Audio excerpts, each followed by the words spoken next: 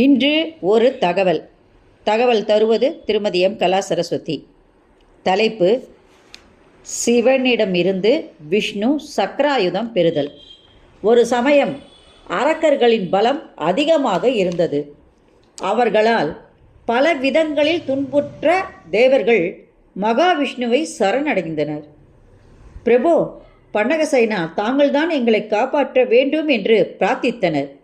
விஷ்ணு அவர்களுக்கு அபயமளித்து, தேவர்களே, அரக்கர்களை அழித்து உங்களுக்கு ஏற்பட்டுள்ள இடைஞ்சலை நீக்க நான் சிவபெருமானை ஆராதித்து அவர் அருள் பெற்று வருகிறேன் என்று கிளம்பினார். கைலங்கிரியை அடைந்த விஷ்ணு அங்கே ஓரிடத்தில் ஹோமகுண்டம் வளர்த்து சிவபெருமானை பார்வதியோடு பிரதிஷ்டை செய்து மானச சரசில் வளர்ந்திருந்த தாமரை மலர்களால் அர்ச்சித்து வந்தார். 1000 தாமரை புஷ்பங்களை பறித்து வந்து பகவானின் 1000 நாமங்களையும் ஜபித்து திருநாமம் ஒன்றுக்கு ஒரு மலராக அர்ச்சனை செய்தார். விஷ்ணுவின் பக்தியை சோதிக்க விரும்பிய பகவான் அம்மலர்களில் ஒன்று குறையுமாறு செய்தார். அர்ச்சனை செய்து வந்த விஷ்ணு கடைசியில் ஒரு புஷ்பம் குறைவதைக் கண்டு திடுக்கிட்டார்.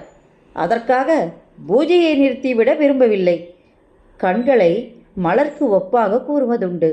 ஆகவே குறையும் மலருக்கு தம்முடைய ஒரு கண்ணை ஈடாக தரலாம் என்று எண்ணி கண்ணை பெயர்த்தெடுக்க முயன்றார். சிவபெருமான் பிரதிஷ்டையாகி அவரது கையை பிடித்து தடுத்து நிறுத்தினார். உன் பக்திக்கு மெச்சினேன். உன்னை பரிசீலிக்க மலர்களில் ஒன்றை குறையுமாறு செய்தேன். உனக்கு வேண்டிய வரத்தை கேள் என்றார். பிரபு சர்வேஸ்வரா, உலகிலே அரக்கர்களின் உபத்திரவம் அதிகமாகிவிட்டது. அவர்கள் கொடுமைகள் நாளுக்கு நாள் அதிகரித்து வருகிறது. அந்த அரக்கர்களை சம்கரித்து தேவர்களை காக்கும் சக்தியை தாங்கள் எனக்கு அளிக்க வேண்டும் என்று கோரினார் விஷ்ணு. சுதர்சனம் என்ற சக்கரத்தை விஷ்ணுவுக்கு அளித்து, இந்த அஸ்திரத்தால் அரக்கர்களை அழித்து தேவர்களை காப்பாற்றும் சக்தியை உனக்கு அளித்தேன் என்றார் ஈசன். சுதர்சனத்தை பெற்றுக்கொண்ட விஷ்ணு சிவபெருமானை பணிந்து 1000 நாமங்களையும் கூறி துதித்தார்.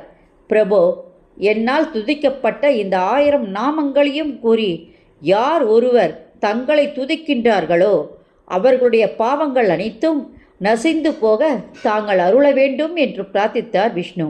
அவ்வாறே அருளி மறைந்தார் சிவபெருமான். நன்றி. இந்த ஆடியோ உங்களுக்கு பிடிச்சிருந்ததுன்னா நீங்கள் லைக் பண்ணுங்கள், ஷேர் பண்ணுங்கள். கொளத்தூர் பாபா டெம்பிள் சேனலுக்கு நீங்கள் சப்ஸ்கிரைப் பண்ணுங்கள்.